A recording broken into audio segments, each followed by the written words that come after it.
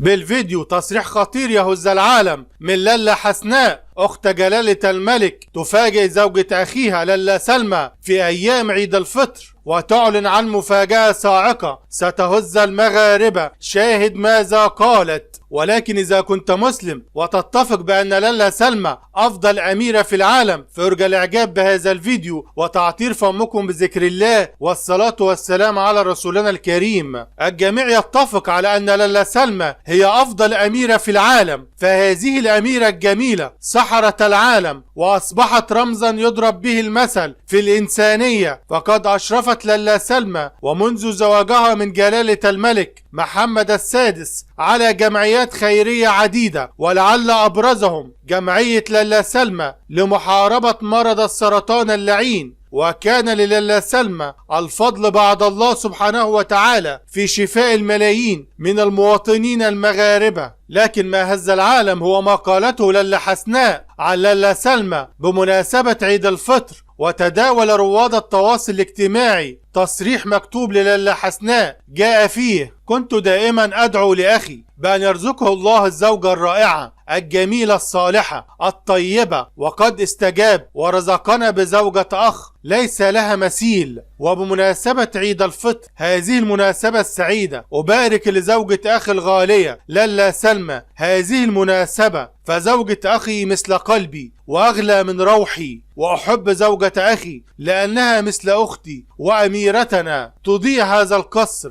ولأنها شريكة أخي وأم أولاده وأحلى وأجمل وأرق زوجة أخ في العالم. فلا تحلو السهرات ولا تكتمل الضحكات إلا بوجود أحلى الأميرات زوجة أخي الغالية على قلبي لالا سلمى. أبارك لك بصفتي أختا لزوجك جلالة الملك محمد السادس وباسم كل الشعب المغربي الذي يكن لك كل الحب والاحترام والتقدير. عيد الفطر السعيد، وكل عام وأنت بألف خير يا أرق وأحن أميرة في العالم يا أميرتنا لالا سلمى. وفي النهاية إذا كنت تشعر بالفخر بالعائلة الملكية الشريفة فيرجى الإعجاب بهذا الفيديو والاشتراك في القناة ليصلكم جديدنا.